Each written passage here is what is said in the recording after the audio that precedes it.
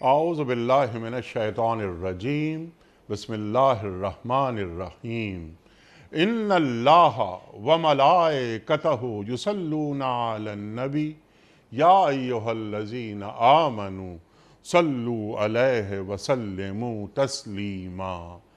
अल्लाहुम्मा सल्लि अला सय्यिदिना व नबिय्यिना व शफ़ीअना व मौलाना मुहम्मद व अला आले मुहम्मद व बारिक व सल्लिम। मोहतरम ख़वातीन व हज़रात, अस्सलामु अलैकुम। पयाम सुबह के साथ एक बार फिर हाजिर मैं हूँ आपका मेज़बान अनीक अहमद।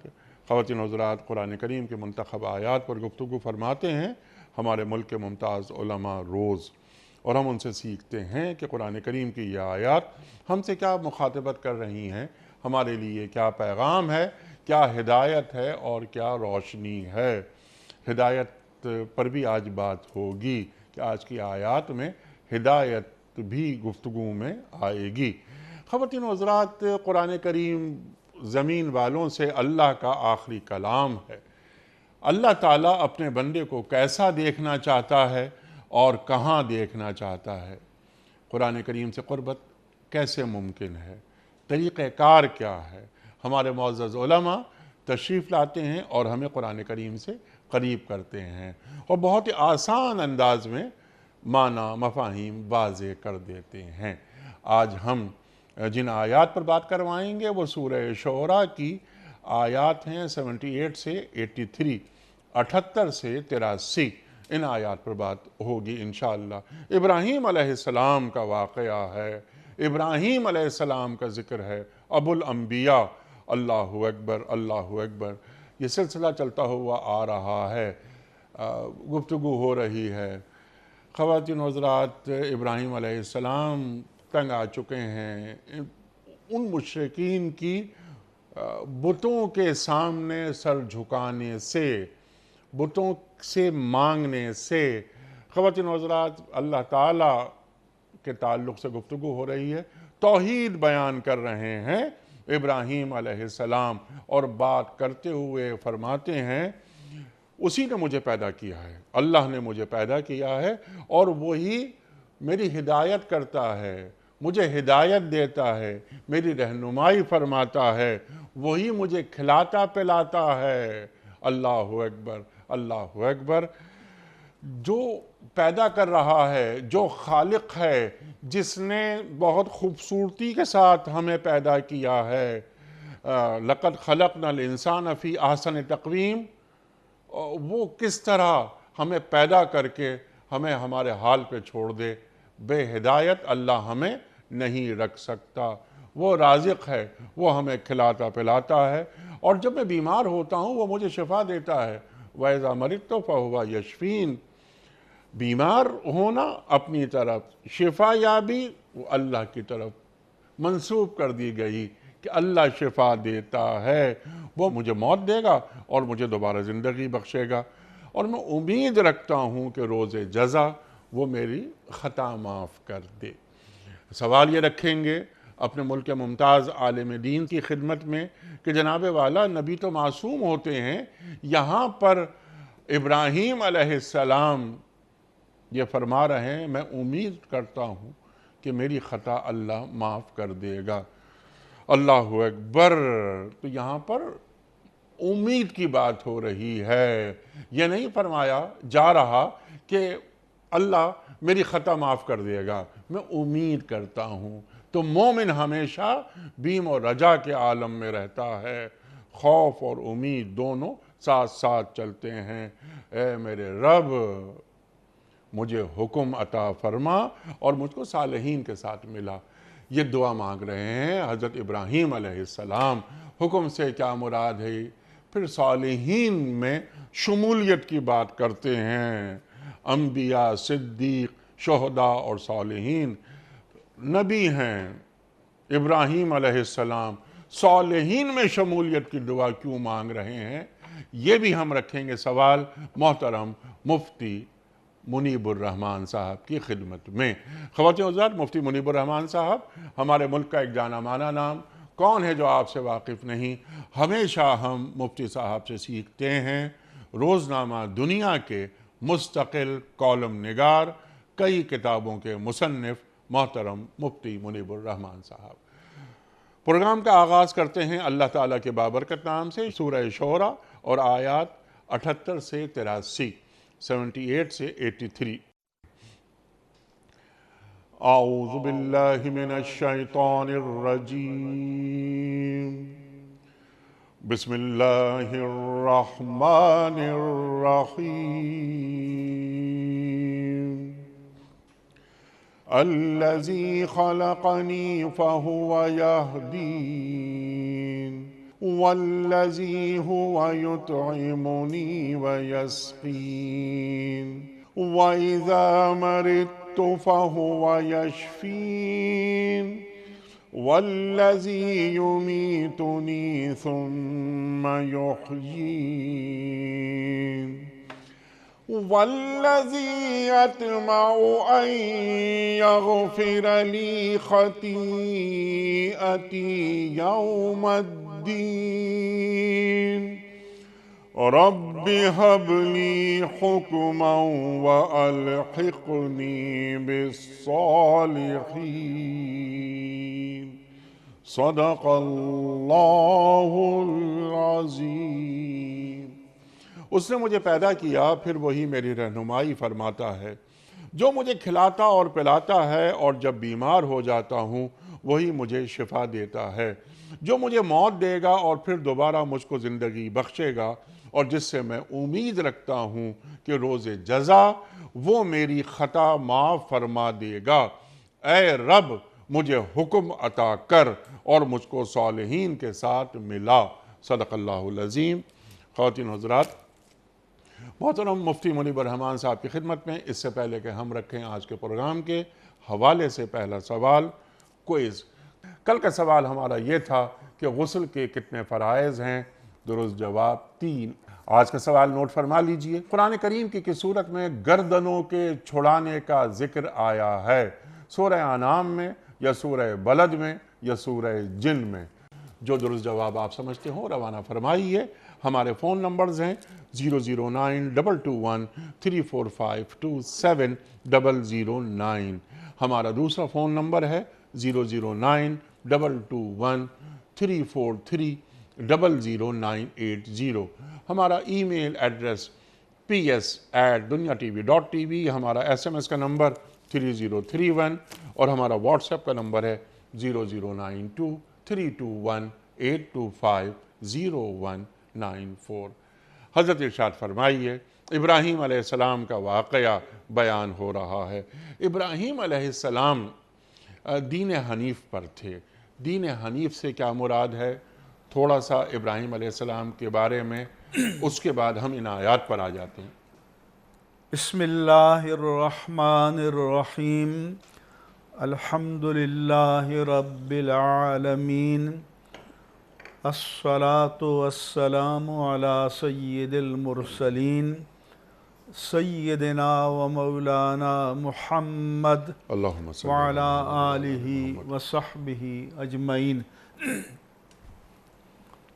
انیقم صاحب، آپ ہم سب جانتے ہیں کہ حضرت ابراہیم علیہ السلام کی شخصیت جماعت انبیاء میں مرکز الملل ہے، یعنی تمام ملتوں کا جو سینٹر پوائنٹ یا مرکزیہ ہے وہ حضرت ابراہیم علیہ السلام کی ذات عالی صفات ہے۔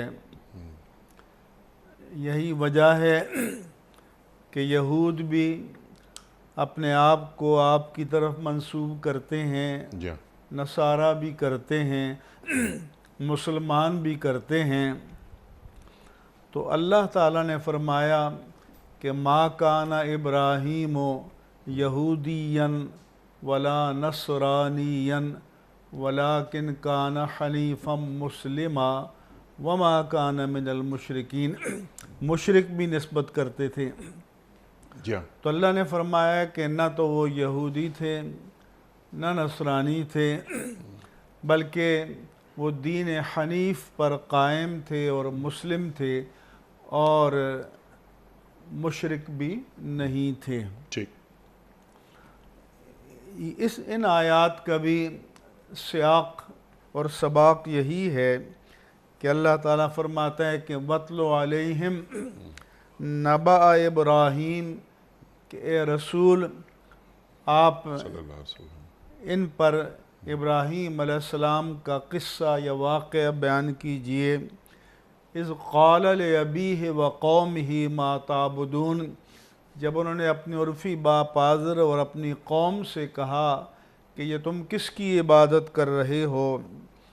قالوا نعبد اصناما فنظل لها عاکفین، انہوں نے کہا کہ ہم بتوں کی پوجا کرتے ہیں اور بتوں پر آسن لگا کر بیٹھ جاتے ہیں۔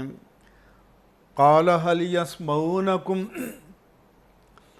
اب ابراہیم علیہ السلام ان کے عقائد کا جو بودھا پن ہے اور بے بنیاد ہونا ہے اس کو ان پر واضح کرتے ہیں حکیمانہ اسلوب سے، سبحان اللہ، کہ تم جو اپنے بتوں کے آگے آسن جمائے بیٹھے ہوتے ہو، اپنی مرادیں پیش کرتے ہو، تو حل یسمعونکم اذ تدعون، جب تم انہیں پکارتے ہو تو وہ تمہیں سنتے ہیں۔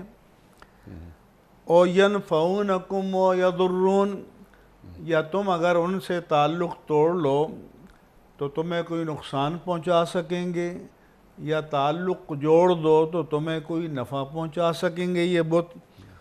قالوا بل وجدنا آباءنا كذلك يفعلون، اب ظاہر ہے کہ اس استدلال کا ان کے پاس کوئی جواب نہیں تھا، کوئی منطقی جواز بتوں کی پوجا کا پیش نہیں کر پا رہے تھے، تو انہوں نے کہا کہ ہم نے اپنے آباء و اجداد کو ایسا ہی کرتے پایا، وہ بھی یہی کرتے تھے اور ہم نے بھی یہی انہیرٹ کیا اور ورثے میں پایا۔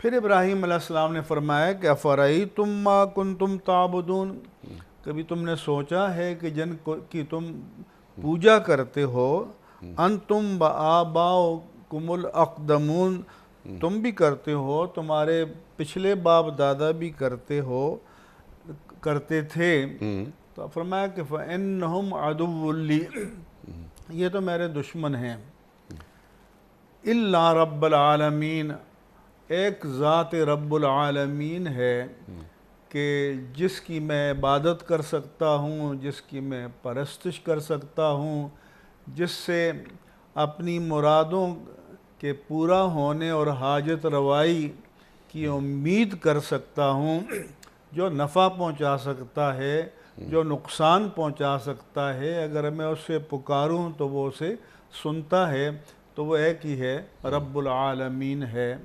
پھر رب العالمین کون ہے؟ تو فرمایا کہ الذی خلقنی فہو یہدین، وہ ہے جس نے مجھے پیدا کیا اور پھر ہدایت دی، رہنمائی دی۔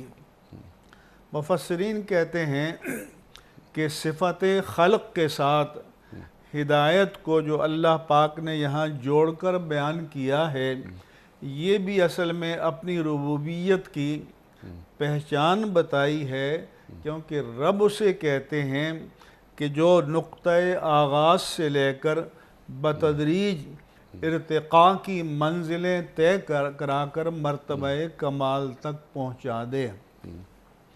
پھر وہ اسے یہ شعور ودیت کرتا ہے جو کسی مکتب نے اس نے سیکھا نہیں ہوتا، کہ جو بچہ ماں کے پیٹ سے پیدا ہوتا ہے تو کون ہے جو اس کو یہ شعور دیتا ہے کہ اس کی بقا کا سامان اللہ تبارک و تعالیٰ نے اس کی ماں کے سینے میں رکھا ہے، اور کون ہے جو اس کی بقا کے لیے ماں کے سینے میں دودھ کا چشمہ جاری کر دیتا ہے، کون ہے جو دریا اور سمندر میں پیدا ہونے والے مچھلی کے بچے کو پیدا ہوتے ہی تیرنا سکھا دیتا ہے، کون ہے جو پرندے کے بچے کو اڑنا سکھا دیتا ہے۔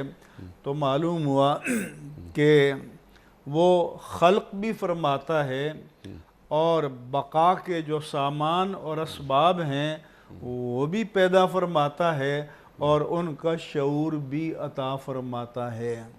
یہ اللہ تبارک و تعالیٰ نے یہ بیان کیا، فرمایا کہ سبح اسم ربک الاعلی، اپنے اس رب اعلیٰ کی کے نام کی تسبیح بیان کیجئے، الذی خلق فسوی، جس نے پیدا کیا اور بڑا متوازن اور متناسب الاعضاء بیان کیا۔ ایک مفسر کے بقول کے نوک پلک درست کی، والذی قدر فہدی، جس نے اندازہ مقرر کیا اور رہنمائی کی، اور پھر دوسرے مقام پر فرمایا کہ وَخَلَقَ كُلَّ شَيْءٍ فَقَدَّرَ تَقْدِيرًا، اور اس نے ہر چیز پیدا کی اور ہر ایک کا اندازہ مقرر کیا۔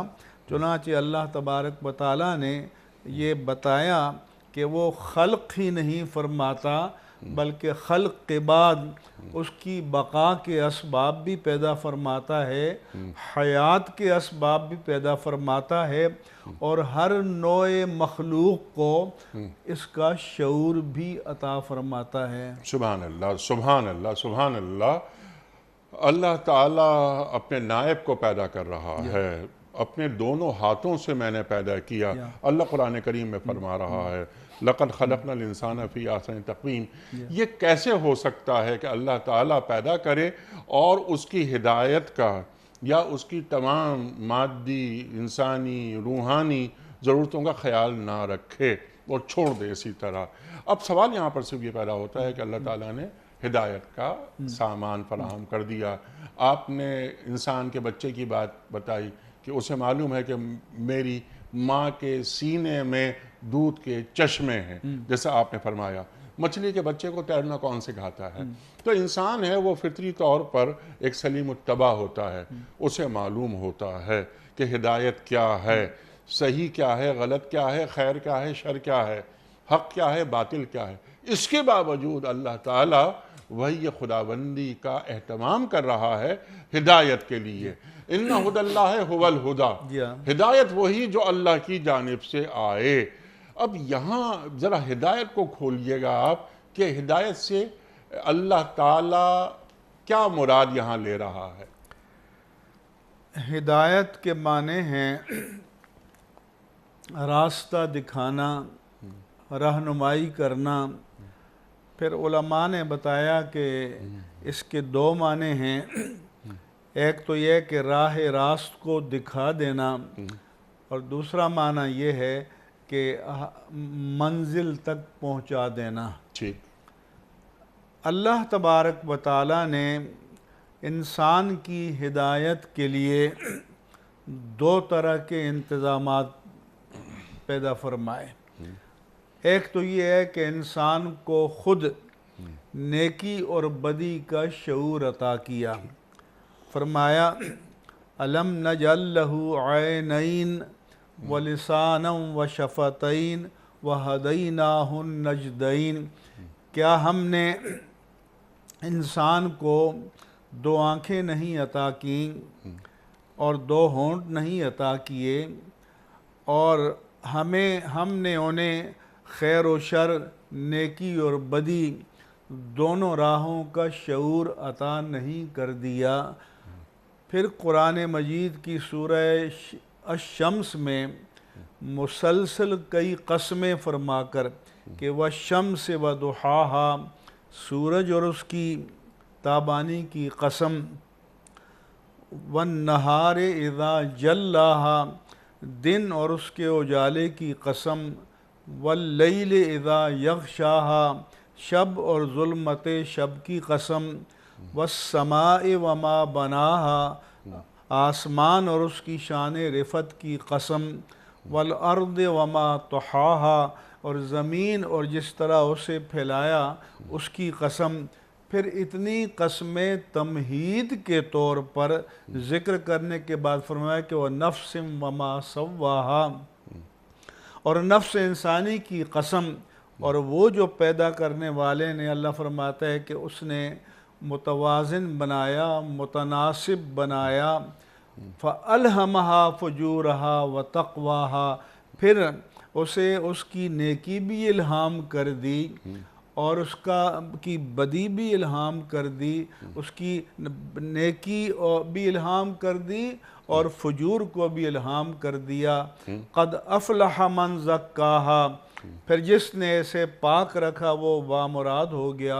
وَقَدْ خَابَ مَنْ دَسَّاهَا، جس نے اسے خاک آلود کر دیا وہ نامراد ہوا۔ یہ تو داخلی انتظام تھے۔ خارجی انتظام یہ ہے کہ اللہ تبارک و تعالیٰ نے انسان کی ہدایت کے لیے ایک تو کتاب نازل کی اور دوسرا رجال کتاب بھیجے کہ قد جاءکم من اللہ نور و کتاب مبین، کہ تمہارے پاس اللہ کی جانب سے ایک نور نبوت آیا اور ایک روشن کتاب آئی۔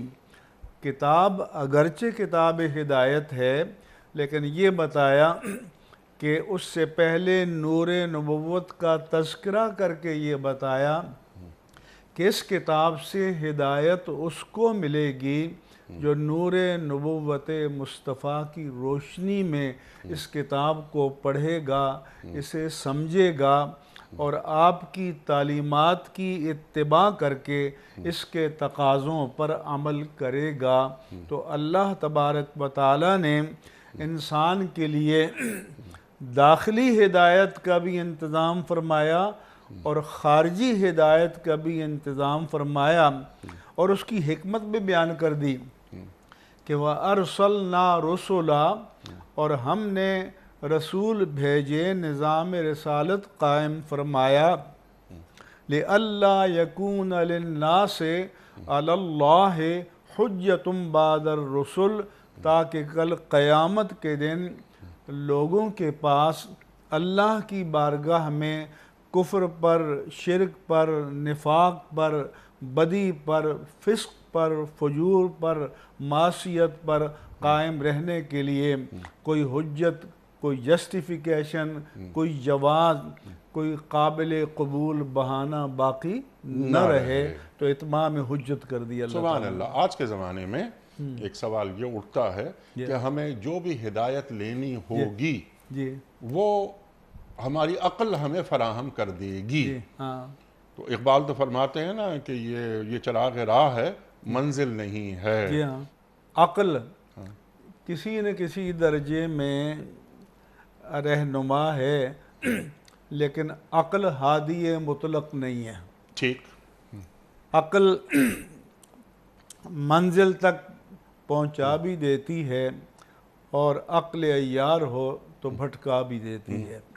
اس لیے عقل کو راستے پر رکھنے کے لیے اللہ تبارک و تعالیٰ نے کتاب اور رجال کتاب کا بھی انتظام فرمایا، انبیاء کرام اور رسول اعظام علیہم السلام بھی مبعوث فرمایا۔ سبحان اللہ، سبحان اللہ، سبحان اللہ۔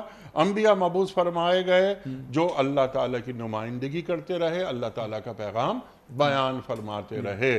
لیکن یہ جو سوال ہے، یہ سوال اتنا ہلکا پھلکا نہیں ہے۔ آج یہ سوال مستقل آگے بڑھ رہا ہے، بلکہ ایتھیزم کی طرف لے کے جا رہا ہے۔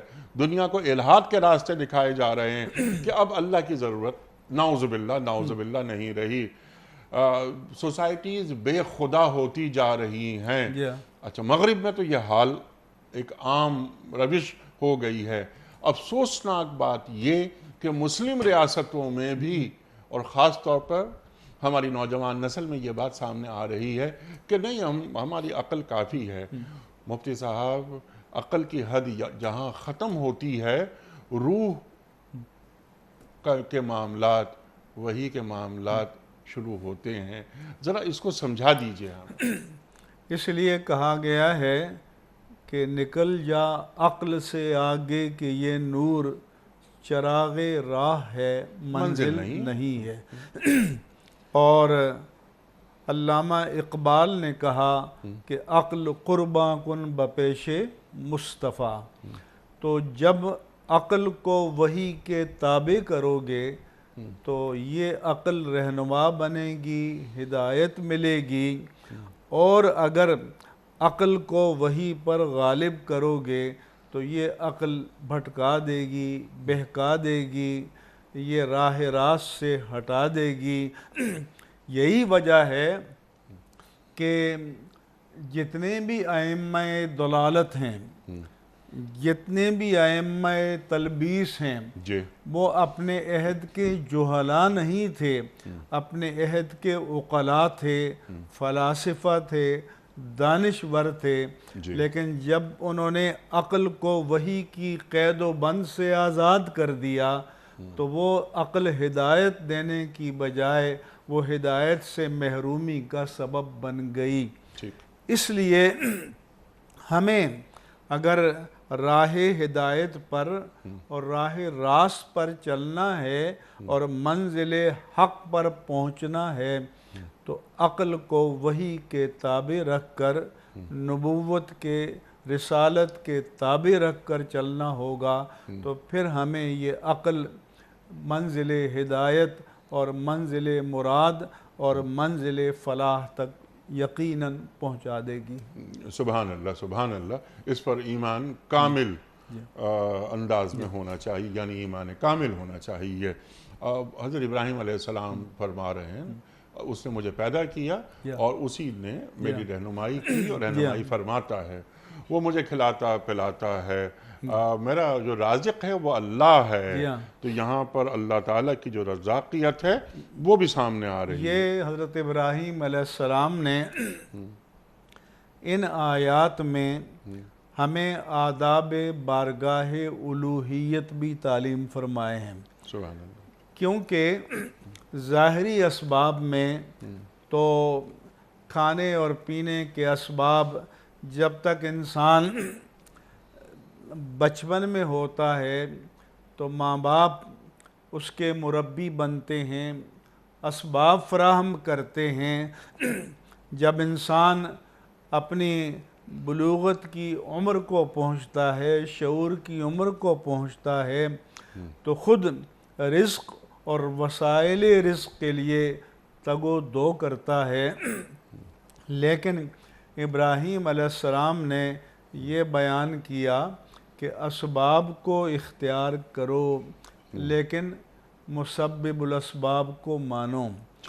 اس لیے اطعام اور سیرابی اس کی نسبت اللہ کی طرف کرو، اگرچہ ہم اپنے ہاتھ سے محنت کرتے ہیں یا ماں باپ ہمیں پالتے ہیں، وہ سبب ہیں رزق کے، لیکن رازق وہ نہیں ہے، رازق اللہ تبارک و تعالیٰ کی ذات ہے۔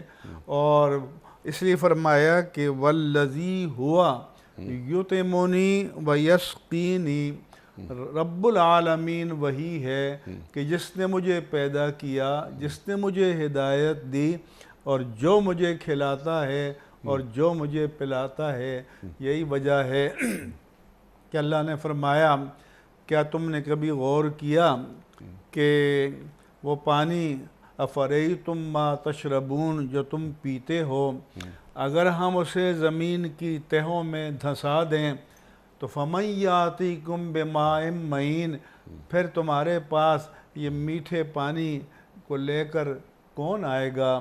فرمایا کہ افریتم ما تحرثون اَأَنتُم تَزْرَعُونَهُ أَمْ نَحْنُ الزَّارِعُونَ، کبھی تم نے سوچا ہے کہ تم جو بیج زمین میں کاشت کرتے ہو، مانا کہ ہل یا ٹریکٹر تم چلاتے ہو، بیج تم ڈالتے ہو، کھاد تم ڈالتے ہو، پانی کبھی بارش کا آتا ہے، کبھی تم سیراب کرتے ہو، لیکن یہ بتاؤ کہ اس بیج کے دانے کو فنا کر کے ہم جو نبات کی شکل دیتے ہیں تو یہ تم کرتے ہو یا ہم کرتے ہیں؟ اس کمزور سی کونپل کے لیے زمین جو اپنا سینہ شق کر دیتی ہے، پھاڑ دیتی ہے، وہ تم کرتے ہو یا ہم کرتے ہیں؟ تو اللہ بتاتا ہے کہ اصل جو کچھ بھی ہے اس کے پیچھے کار فرما بظاہر اسباب ہیں، لیکن اصل جو کار فرما ہے وہ ذات مسبب الاسباب ہے۔ سبحان اللہ، سبحان اللہ، سبحان اللہ۔ اللہ نے پیدا کیا مجھے، اللہ ہی مجھے ہدایت دیتا ہے، اللہ ہی مجھے کھلاتا ہے، اللہ ہی مجھے پلاتا ہے۔ یہ بتوں نے تمہیں پیدا نہیں کیا، بت تمہیں ہدایت نہیں دیتے، بت نہ ہی تمہیں کھلاتے ہیں، بت نہ ہی تمہیں پلاتے ہیں۔ اور جب بیمار میں ہو جاتا ہوں تو پھر وہی مجھے شفا دیتا ہے۔ وَإِذَا مَرِضْتُ فَهُوَ يَشْفِينِ۔ اس میں بھی آداب بارگاہ الوہیت کہ بیمار بھی حقیقت میں وہی کرتا ہے، شفا بھی حقیقت میں وہی کرتا ہے، لیکن جو چیز ظاہر بھی نظروں میں نقص ہے تو ابراہیم نے یہ بتایا کہ نقص کی نسبت اپنی طرف کرو، اور شفا کمال ہے اس کی نسبت رب ذوالجلال کی طرف کرو۔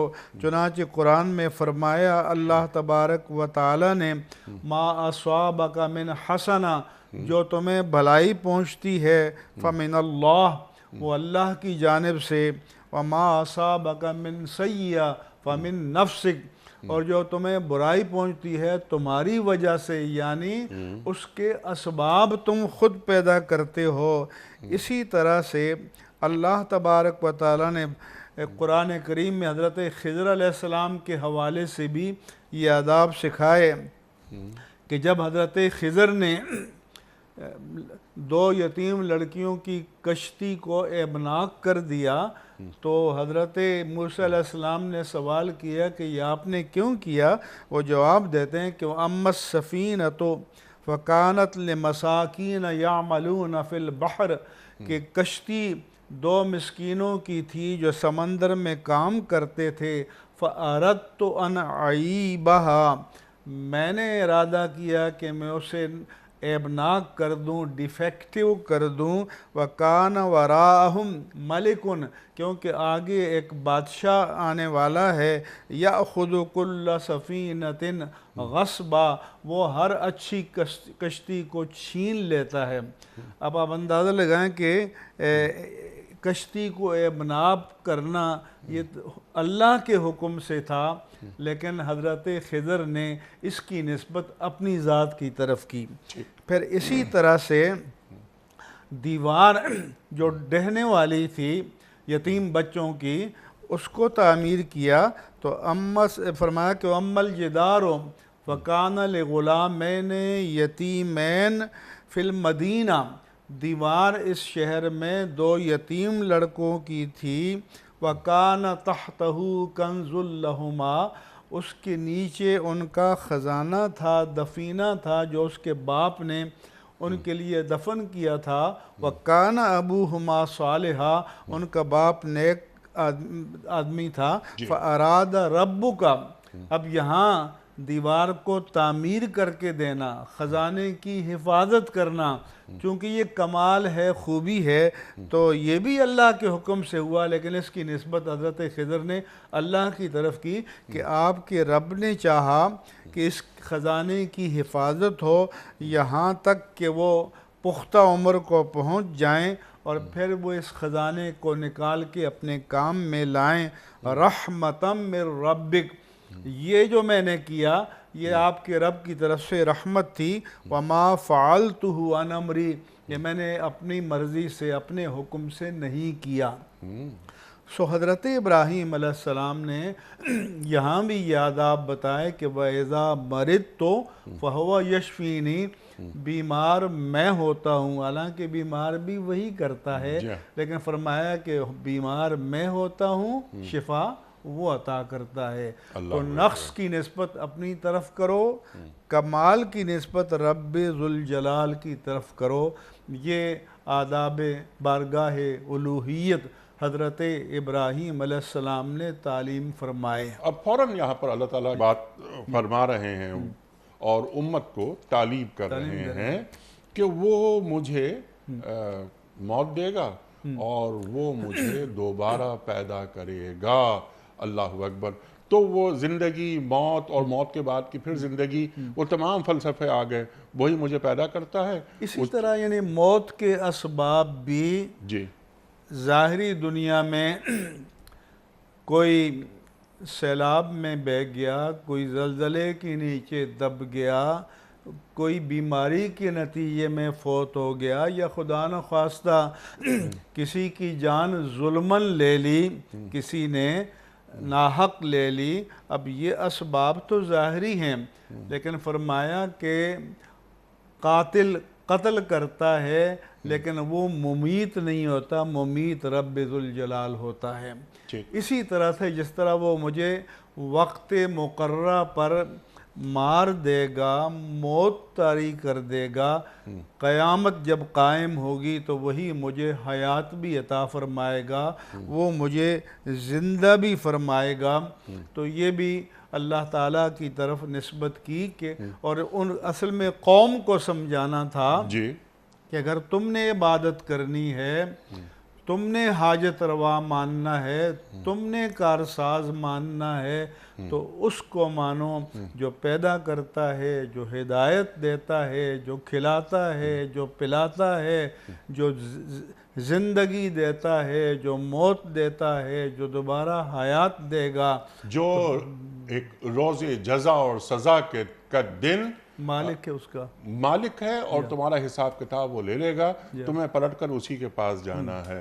پھر فوراً مفتی صاحب حضرت ابراہیم علیہ السلام فرماتے ہیں کہ مجھے امید ہے کہ وہ میری خطا بخش دے گا۔ اب یہاں دو تین باتیں آ رہی ہیں کہ یہاں پر پہلی بات وہ یہ نہیں فرما رہے کہ اللہ تعالیٰ میری خطا بخش دے گا، میں امید کرتا ہوں۔ نبی معصوم ہوتے ہیں، یہ ہمارا ایمان ہے۔ یہاں خطا کی بات ہو رہی ہے، ذرا اس طرف آپ ہمیں تفصیل سے سمجھا دیجئے۔ ارشاد۔ ایک تو یہ بات ہمارے ناظرین کو ذہن میں رکھنی چاہیے کہ نبی نبوت سے پہلے بھی اور نبوت کبیرہ گناہوں سے پاک ہوتا ہے، معصوم ہوتا ہے، اور نبوت کے بعد صغیرہ و کبیرہ گناہوں سے معصوم ہوتا ہے۔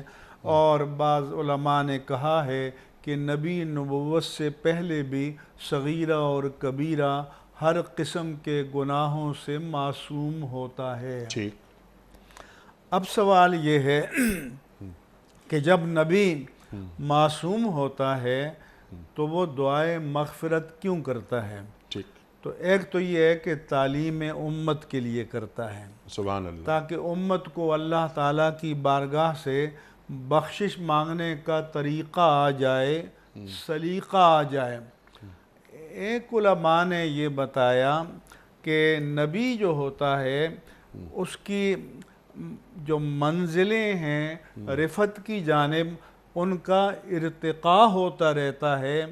جب اگلی بلندی پر پہنچتا ہے تو جو پہلا درجہ ہے اس کو کمتر سمجھتا ہے، اور اس کے حوالے سے اللہ تعالیٰ کی بارگاہ میں مغفرت کی دعا کرتا ہے۔ دوسری بات یہ کہ جب نبی کوئی بات کہے رجا کی، یا اللہ کے کلام میں آئے کہ عَسَىٰ أَن يَبْعَثَكَ رَبُّكَ مَقَامًا مَحْمُودًا، تو وہ امید محض کے معنی میں نہیں ہوتا بلکہ یقین کے معنی میں ہوتا ہے کہ ایسا ہو رہے گا۔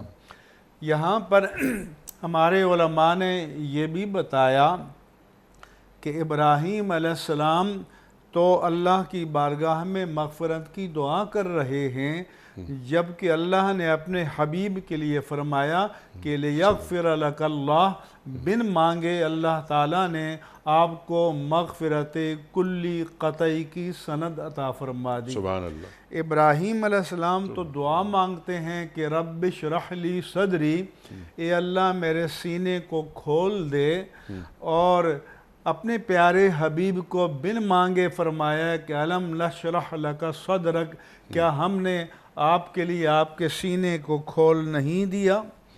ابراہیم علیہ السلام دعا مانگتے ہیں کہ وَجْعَلْ لِي لِسَانَ صِدْقٍ فِي الْآخِرِينَ، کہ بعد میں آنے والوں کے لیے اے اللہ یہ اہتمام فرما کہ میرا ذکر جب بھی ہو صدق کے ساتھ ہو، صفا کے ساتھ ہو۔ مفسرین نے فرمایا کہ اس سے مراد ہے ثنائے حسن کے بعد والے تعریف کرتے رہیں، دعاء الحسن کے بعد والے اچھے انداز میں ذکر کرتے رہیں۔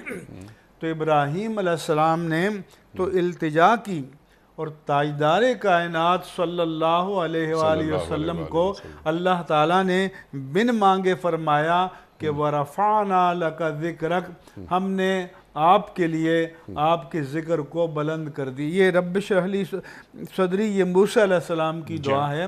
اسی طرح سے موسیٰ علیہ السلام نے اللہ سے دعا مانگی کہ وَاجْعَلْ لِي وَزِيرًا مِّنْ أَهْلِي أُشْدُدْ بِهِ أَزْرِي، کہ ہارون آخی میرے خاندان میں سے میرے بھائی ہارون کو میرا وزیر بنا تاکہ مجھے تقویت ملے۔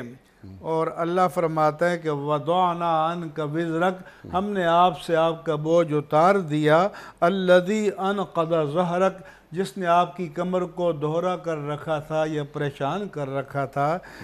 اسی طرح سے موسیٰ علیہ السلام دعا کرتے ہیں کہ وَحْلُلْ عُقْدَةً مِّن لِّسَانِي يَفْقَهُوا قَوْلِي، اے اللہ میری زبان کی گرہ کو کھول دے تاکہ لوگ میری بات کو سمجھیں۔ اور تاجدار کائنات فرماتے کہ انا افصح العرب، میں عرب میں سب سے فصیح ترین آدمی ہوں، میری پیدائش قریش میں ہوئی، میری نشأت بنو سعد بن بکر میں ہوئی۔ اس لیے امام احمد رضا قادری نے کہا کہ میں نثار تیرے کلام پر ملی یوں تو کس کو زبان نہیں، وہ سخن ہے جس میں سخن نہ ہو، وہ بیاں ہے جس کا بیان نہیں۔ کہ اللہ تعالیٰ نے وہ ساری نعمتیں اپنے پیارے حبیب مکرم صلی اللہ علیہ وآلہ وسلم کو بن مانگے عطا کر دی۔ موسیٰ علیہ السلام نے التجا کی کہ رب ارینی انظر الیک، اے اللہ تو مجھے اپنا جلوہ دکھا تاکہ میں دیدار کروں۔ ان کو تو جواب دیا کہ لن ترانی، دیکھ نہیں پاؤ گے، لیکن اپنے حبیب کے لیے کہ تبارک اللہ ہے شان تیری، تجھی کو زیبا ہے بے نیازی، وہاں تو تھا جوش لن ترانی، اور معراج کے موقع پر یہاں تقاضے وصال کے تھے۔ سبحان اللہ، فرمایا کہ ما زاغ البصر وما طغى ما کذب الفؤاد ما رآ، کہ جب آپ اللہ کے پیارے حبیب صلی اللہ علیہ وآلہ وسلم اس کی تجلیات کا دیدار کر رہے تھے تو اللہ نے فرمایا کہ نہ آنکھ بہکی نہ حد ادب سے آگے بڑھی۔ اور عام طور پر جب انسان محیر عقل چیز کو دیکھے تو دل کو یقین نہیں آتا کہ واقعی میں یہ جیتے جاگتے دیکھ رہا ہوں، لیکن فرمایا کہ اللہ کے پیارے حبیب نے جب اللہ کی تجلیات نور کو دیکھا تو ان کی آنکھوں نے جو دیکھا عالم ہوش میں، ان کے قلب نے اس کی تصدیق کی۔ سبحان اللہ، سبحان اللہ۔ اب آخر میں دعا مانگ رہے ہیں ابراہیم علیہ السلام کہ رب حب لی حکما والحقنی بالصالحین۔ اب یہاں جو حکم کی بات ہو رہی ہے یعنی اللہ تعالیٰ سے مانگا جا رہا ہے نا، اچھا، اور یہ حبلی، ذرا حبلی کا کوئی ترجمہ ممکن ہے؟ ہم سمپل کر دیتے ہیں کہ عطا فرما، تو کیا عطا فرما کے اندر تمام مضامین آ سکتے ہیں؟ یہ حکم سے کیا مراد ہے؟ میں یہ حب کا مادہ وہب ہے، اور وہب کے معنی کوئی چیز گفٹ کر دینا، کوئی چیز ہبہ کر دینا، کوئی چیز عطا کر دینا، بخش دینا۔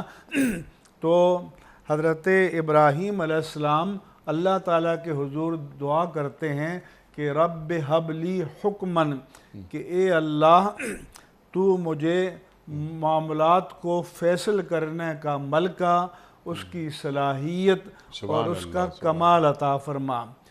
اور جیسے قرآن مجید میں ہے کہ وَدَاؤُودَ وَسُلَيْمَانَ اِذْ نَفَشَتْ يَحْكُمَانِ فِي الْحَرْثِ، کہ داؤد اور سلیمان علیہ السلام جب ایک کھیت کے معاملے میں فیصلہ کر رہے تھے اذ نفشت فیہ غنم القوم، کہ جب ایک کھیت کو قوم کی بکریوں نے رون ڈالا، وَكُنَّا لِحُكْمِهِمْ شَاهِدِينَ، اور ہم ان کے فیصلے کو دیکھ رہے تھے، فَفَهَّمْنَاهَا سُلَيْمَانَ، تو ہم نے سلیمان کو زیادہ سمجھ عطا فرمائی۔ یعنی ایک فیصلہ حضرت داؤد علیہ السلام نے کیا کہ ایک شخص کی بکریوں نے کھیت کو اجاڑ ڈالا، اور کھیت کا مالک حضرت داؤد کی عدالت میں آیا، تو انہوں نے کہا کہ کھیت کا نقصان کتنا ہوا، بکریوں کی مالیت کیا ہے، تو دونوں برابر تھیں، کہا کہ بکریوں کو اب کھیت والا لے لے۔ سلیمان علیہ السلام نے فرمایا کہ بکریاں کھیت کے مالک کو دے دی جائیں، وہ ان سے استفادہ کرتا رہے، اور جس کی بکریوں نے کھیت کو اجاڑا ہے وہ کاشت کرے، اس وقت تک جب فصل تیار ہو جائے تو پھر وہ بکریاں اس کے حوالے کر دے اور اپنا کھیت سنبھال لے۔ حکیمانہ فیصلہ ہوا۔ تو اللہ نے فرمایا کہ فیصلہ حضرت داؤد کا بھی صحیح تھا، لیکن حضرت سلیمان کا اصح تھا۔ تو اس سے معلوم ہوا کہ فیصلہ کرنے میں بھی درجے ہوتے ہیں، اس لیے حضرت ابراہیم علیہ السلام نے فرمایا کہ رب حب لی حکمن، کہ اے اللہ تو مجھے فیصلہ کرنے کا ملکہ، اس کی استعداد اور اس کی صلاحیت عطا فرما، وَأَلْحِقْنِي بِالصَّالِحِينَ، اور مجھے صالحین سے ملا دے۔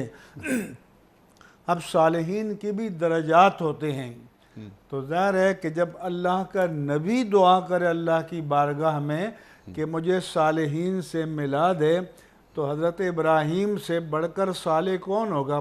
اولو العزم انبیاء 5 ہیں، حضرت نوح علیہ السلام، حضرت ابراہیم علیہ السلام، حضرت موسیٰ علیہ السلام، حضرت عیسیٰ علیہ السلام، اور پھر امام الانبیاء والمرسلین سیدنا محمد الرسول اللہ صلی اللہ علیہ وآلہ وسلم۔